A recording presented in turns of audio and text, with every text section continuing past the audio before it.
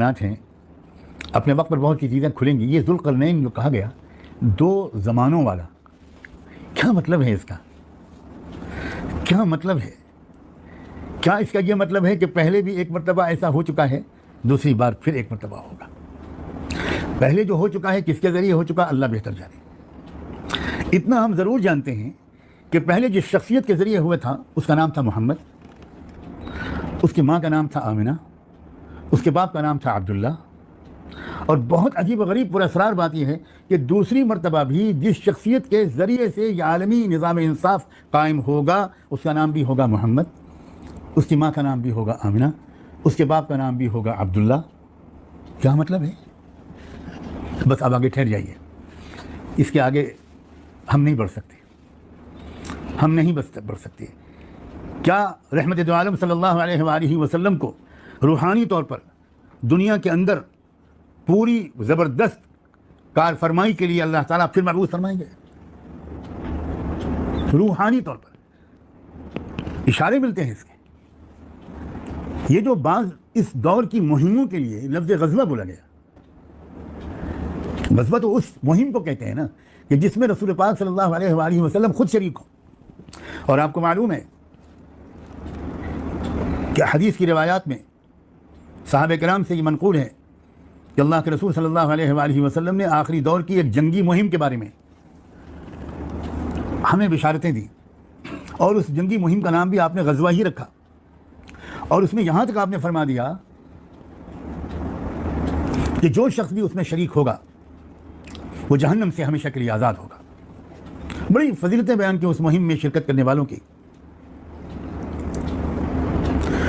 اس مہم میں شرکت کرنے والوں کے بارے میں آپ نے یہ تک اشارہ کر دیا کہ اس مہم میں شرکت کرنے والوں کو حضرت عیسیٰ علیہ السلام سے ملاقات کی سعادت حاصل ہوگی. اس لیے اور پکی ہو گئی بات کہ ابھی تک وہ مہم پیش نہیں آئی ہے.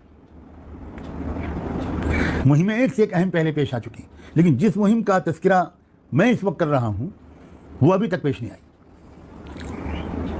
اور اس مہم کا نام آپ نے ہمیشہ غزوہ لیا ہے. تو کیا مطلب اس کا؟ کیا اس کا جو مطلب ہے کوئی روحانی تجلی، کوئی توجہ اللہ کے رسول صلی اللہ علیہ وآلہ وسلم کی ایک بار پھر اس طرح کی مرکوز ہوگی کہ جس طرح پہلے دور میں مرکوز ہوئی تو کس طرح نظام عدل قائم ہوا، دوسرے دور میں مرکوز ہوگی تو پھر ایک مرتبہ نظام عدل قائم ہوگا. اللہ بہتر جانے، اللہ بہتر جانے. اور کیا اس لیے ذوالقرنین کہا گیا ہے؟ بہت سی باتیں وہ ہیں جو عوام کے درمیان جن کا تذکرہ نہیں ہوتا. ایسا بھی نہیں ہے کہ نہیں ہونا چاہیے، کبھی نہیں ہونا چاہیے.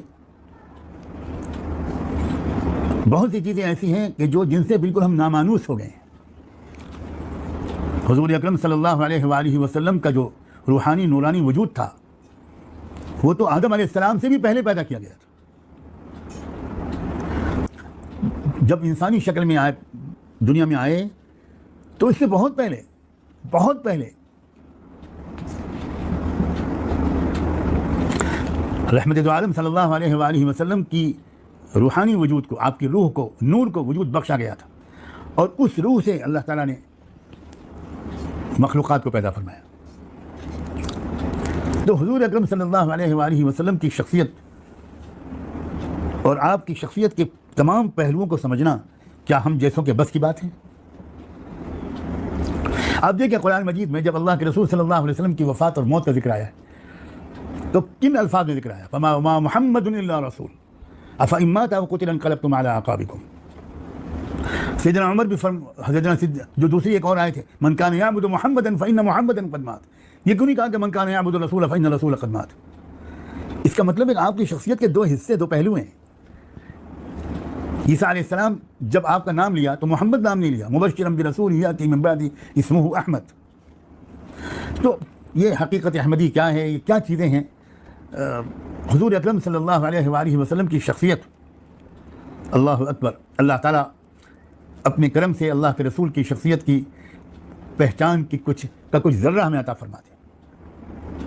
بہرحال اب یہ جو حکمراں ہوگا جو نظام عدل کو عالمی پیمانے پر قائم کرنے کے لیے، پوری دنیا کے تمام انسانوں کو انصاف کے نظام دلانے کے لیے اور سب کی مادی اور روحانی ہمہ جہتی ترقی کے لیے یہ حکمراں کام کرے. حکومتوں کا کام صرف واعظ و نصیحت نہیں ہوتا، हुकूमतों का काम इस्लाह भी होता है, हुकूमतों का काम रूहानी और अखलाकी तरक्की भी होता है अपनी कौमों की, और हुकूमतों का काम मादी तरक्की भी होता है।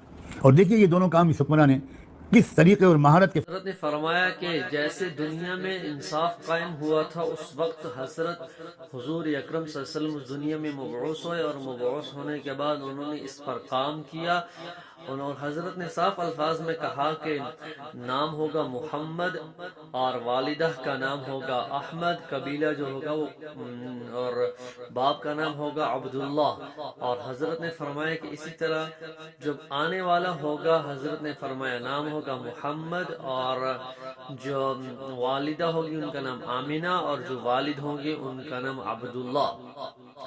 आगे से हजरत ने बात बंद कर दी। अब फरमाया कि कहता है ज़ाहिरी तौर पर सामने आना, एक होता है रूहानी तौर पर सामने आना।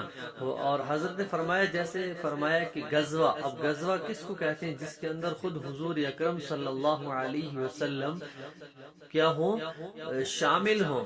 लेकिन जो गजवा हिंद बताया है, जो भी बताया है, तो हजरत ने इसीलिए कहा कि ऐसा होगा इंशाअल्लाह कि दोबारा इंसाफ कायम होगा। तो हमें इस पर उम्मीद है, और ये इंशाअल्लाह बिल्कुल सही है, क्योंकि जो बात हदीस से कहेगी, हुजूर के मुंह से जो बात निकली, तो इंशाअल्लाह वो होकर ही रहेगी।